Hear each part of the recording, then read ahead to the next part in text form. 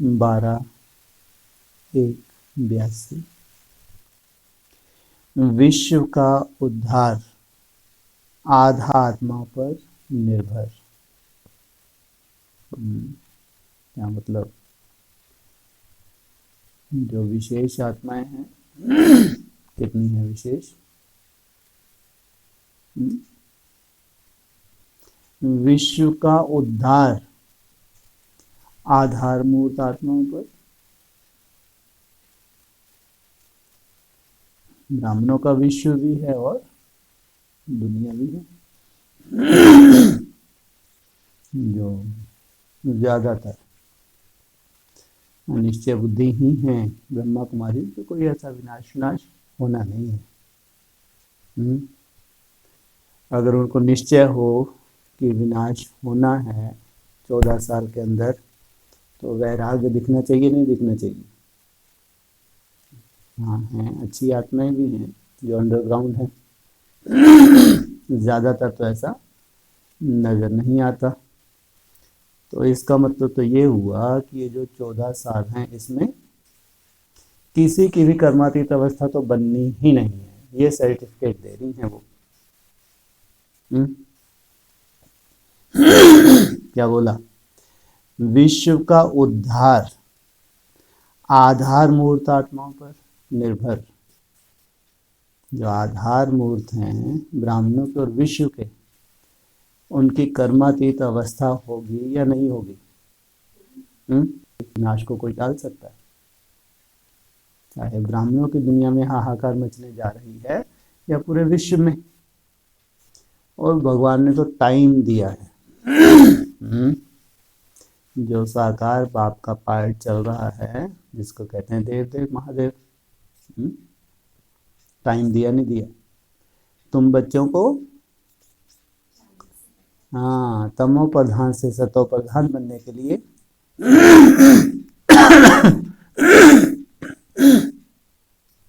40 से 50 वर्ष लगते हैं। जब टाइम ही दिया है तो 40 से 50 वर्ष। 40 वर्ष कब पूरे हुए? 2018। और 50 वर्ष 28। तो क्या जिन आत्माओं को इमर्ज करके बोला उनकी बैटरी चार्ज होगी नहीं होगी? वो कर्मातीत अवस्था को प्राप्त करेंगी नहीं करेंगी? 100%। अभी उनकी स्पीड कितनी सुंदर होगी। कोई कर्मातीत अवस्था ऐसे नहीं है जम दे जाम दे 1 सेकंड में हो जाएगी क्या? लंबे समय की बहुत सुंदर याद की अवस्था होती है, बहुत सुंदर लंबे समय की। इसलिए बोला विश्व का उद्धार आधार मूर्त आत्माओं पर निर्भर। अव्यक्त बाप दादा बोले, आज बाप दादा विश्व की आधार मूर्त आत्माओं को देख रहे हैं। सर्वश्रेष्ठ आत्मा विश्व के आधार मूर्त हो। आप श्रेष्ठ आत्माओं की ही चढ़ती कला व उड़ती कला होती है, तो सारे विश्व का उद्धार करने के निमित्त बन जाते हो। आपकी चढ़ती कला और उड़ती कला सर्व आत्माओं की जन्म जन्मांतर की आशाएं मुक्ति व जीवन मुक्ति प्राप्त करने की स्वतः ही प्राप्त हो जाती है। कितनी बढ़िया लॉटरी लग जाती है। सबका मुख मीठा हो जाता है ना। उनकी अभिलाषा चाहे मुक्ति की हो चाहे जीवन, स्वतः ही कुछ करना पड़ता है उनको। कितना बढ़िया ऐसा लगता है। ऐसा लगता है। स्वतः ही का मतलब क्या? माना सजाएं ऐसी भयंकर हैं उनको मालूम भी नहीं है। मालूम ही नहीं है कैसी कैसी सजाएं हैं। जो हिसाब किताब ब्राह्मण बनने के बाद बने हैं, छूट नहीं सकते। 63 जन्मों की तो कोई बात ही नहीं। कोई जानता है 63 जन्मों को? नहीं। ठीक है, बाबा ने बोल दिया, बोला है तो जरूर हिसाब किताब होते होंगे। वो कोई बोझ वाली बात नहीं है। अज्ञान काल में जो भी हिसाब किताब हो वो तो हंसते हंसते चुप तो कर लेते हैं, लेकिन ब्राह्मण बनने के बाद कितने गुना बोझ चढ़ता है? कितने गुना बताते हैं? 100 गुना। यहाँ तो कह रहे हैं स्वतः ही प्राप्त हो जाती है। माना ड्रामा में नूंद है, ऐसी सजाओं की भी नूंद है। माना उनको चाहे मुक्ति चाहे जीवन मुक्ति जाना ही है। आप श्रेष्ठ आत्माएं मुक्ति अर्थात अपने घर का गेट खोलने के निमित्त बनती हो तो सर्व आत्माओं को स्वीट होम का ठिकाना मिल जाता है। गेट किन्होंने खोला? आप आत्माओं ने। कैसे गेट खोला? आप आत्मा निमित्त बनती हो गेट खोलने के लिए। कैसे? संगठित रूप में निसंकल्प अवस्था में टिकते हैं। साइंटिस्ट को ऐसी प्रेरणा होती है। ऐसे पुतिन जैसे राष्ट्रपतियों को प्रेरणा होती है कि अब क्या करें, अब समय आ गया, अब ऐसे ऐसे बम से उड़ा दो, भले अब दुनिया का जो भी हो सो हो। इसको कहेंगे ड्रामा में नून। बहुत समय का दुख और अशांति समाप्त हो जाती है। बहुत समय का संगम युग पे भी बहुत समय का दुख और अशांति पूरी तरह कब खत्म हो जाएगी? पूरी तरह से। ब्राह्मणों की दुनिया में दुख और अशांति लगी है, ये तो खत्म होनी है, रहनी नहीं है। 1% भी नहीं रहनी है। कब खत्म हो जाएगी? 36-37। तो 14 वर्ष कितने भारी होंगे? होंगे नहीं होंगे? कर्मातीत अवस्था चाहे करीब हो चाहे कर्मातीत अवस्था में पहुंच गई हो, तो उनके सुख का टाइम देखो। इधर दुख बढ़ता जाता है, उनका सुख बढ़ता जाता है। सोचो। इसलिए कहा घोर नरक में स्वर्ग की सौगात ये है। बहुत समय का दुख और अशांति समाप्त हो जाती है क्योंकि शांति धाम के निवासी बन जाते हैं। जीवन मुक्ति के वर्षे से वंचित आत्माओं को वर्षा प्राप्त हो जाता है। जिनको शरीर छोड़ के जाना है, संगम युग स्वर्ग में सब होंगे, उनको क्या मिल जाती है? मुक्ति मिल जाती है। इसके निमित्त अर्थात आधारभूत श्रेष्ठ आत्माएं बाप आप बच्चों को ही बनाते हैं। बाप दादा सदा कहते पहले बच्चे पीछे हम।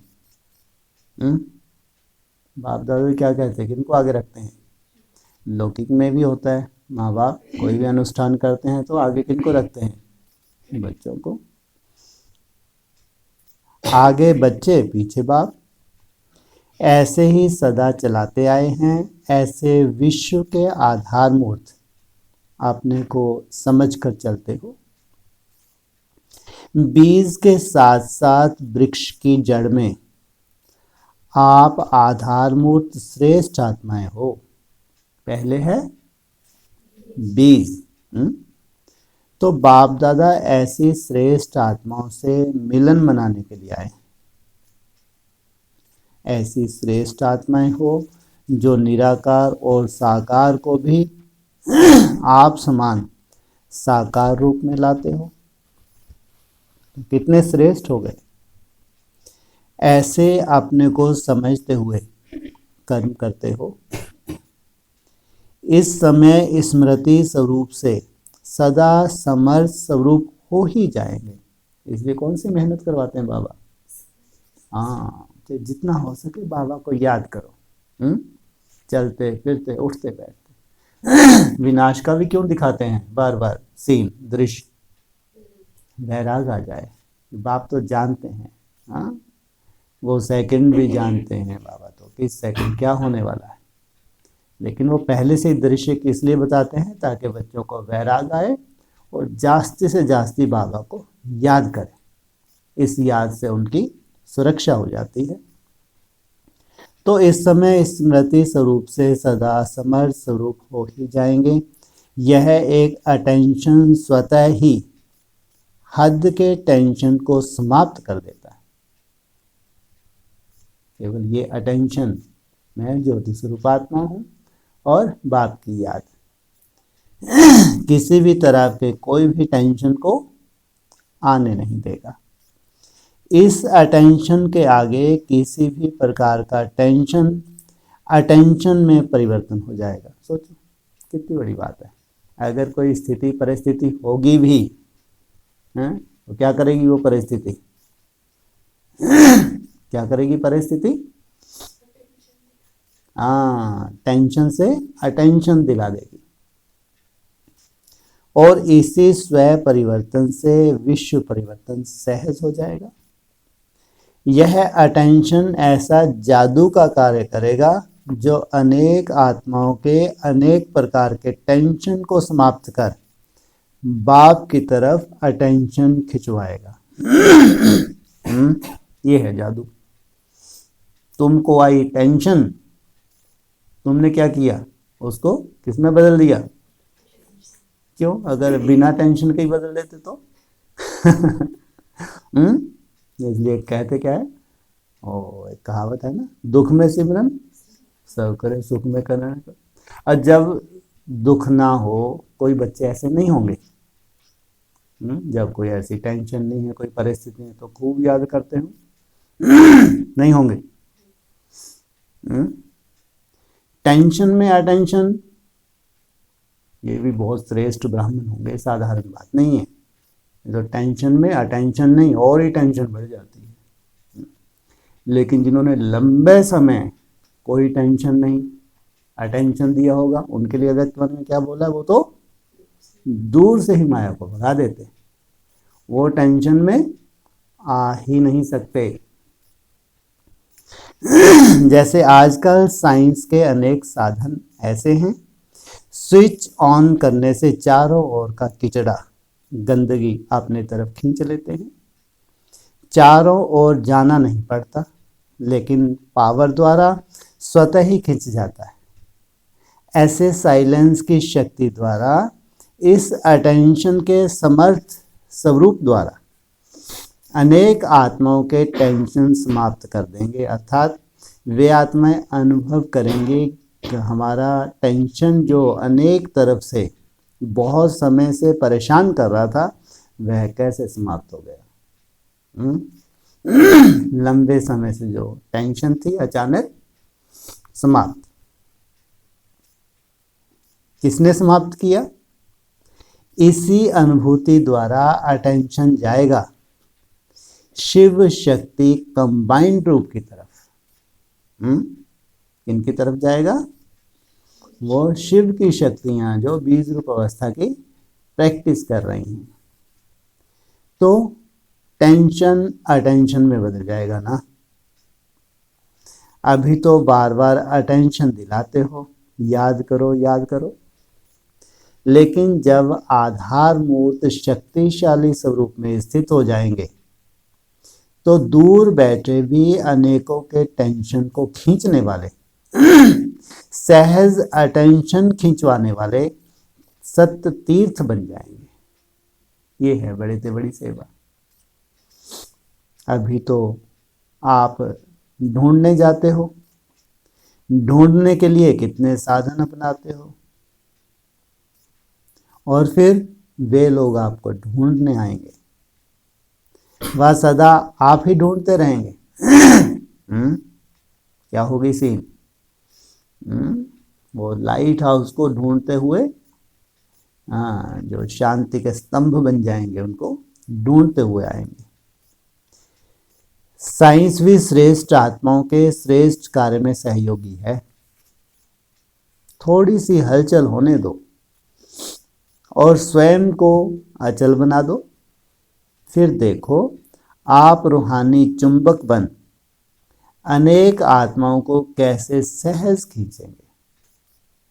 इसलिए बाबा ने, जो बाबा के खास बच्चे हैं, उनको भी टाइम दे दिया। उससे पहले वो बच्चे अपनी अपनी स्वयं स्थिति में स्थित हो जाएं ताकि इतना बड़ा कर्तव्य कर सकें। क्योंकि दिन प्रतिदिन आत्माएं ऐसी निर्बल होती जाएंगी जो अपने पुरुषार्थ के पांव से चलने योग्य भी नहीं होंगी। पुरुषार्थ हो ही नहीं पाएगा, परवश हो जाएंगे।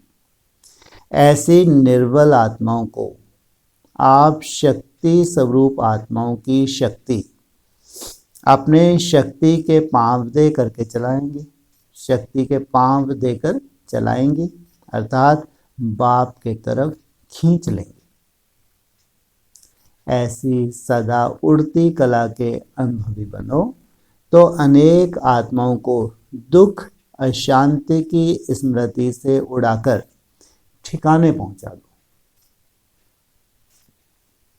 अपने पंखों से उड़ना पड़ेगा। पहले स्वयं ऐसे समर्थ स्वरूप होंगे, तब सत्य तीर्थ बन इन अनेकों को पावन बनाएं, मुक्ति अर्थात स्वीट होम की प्राप्ति करा सकेंगे। ऐसे आधार मूर्त हो।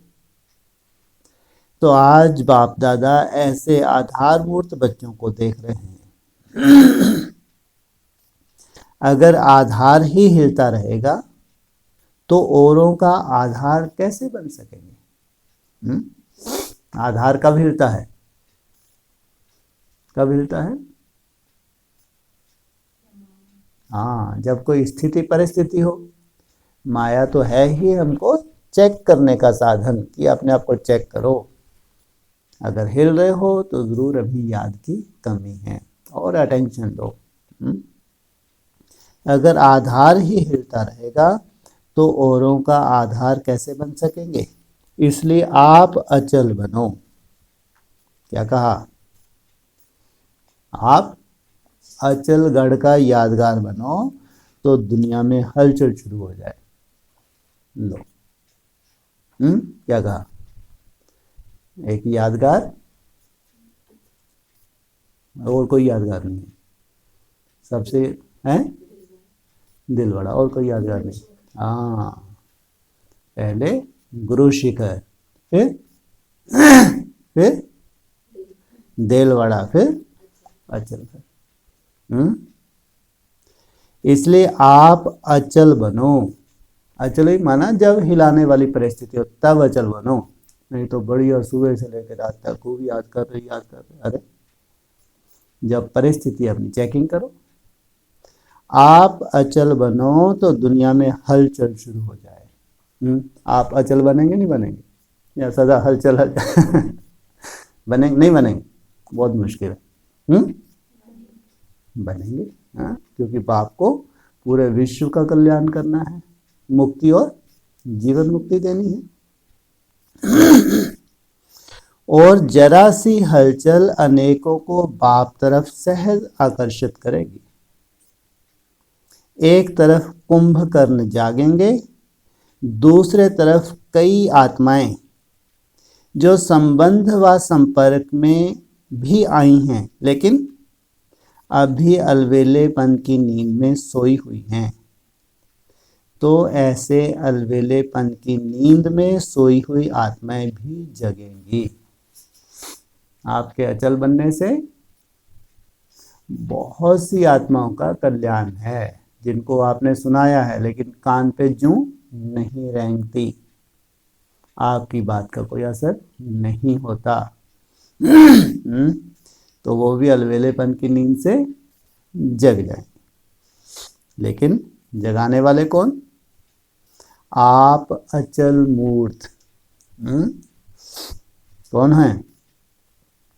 जब आप अचल अडोल बन जाएंगे। समझा? सेवा रूप ऐसे बदलने वाला है। कोरोना के बाद क्या हुआ? सेवा का रूप बदला नहीं बदला? हाँ, रूप नहीं बदला, वो तो चांस दे दिया। तो बाबा को याद करो, क्योंकि अब सेवा का रूप बदलने वाला है। इसके लिए शिव शक्ति स्वरूप। अच्छा, ऐसे सदा शांति और शक्ति स्वरूप अपने समर्थ स्थिति द्वारा अनेकों को स्मृति दिलाने वाले, टेंशन समाप्त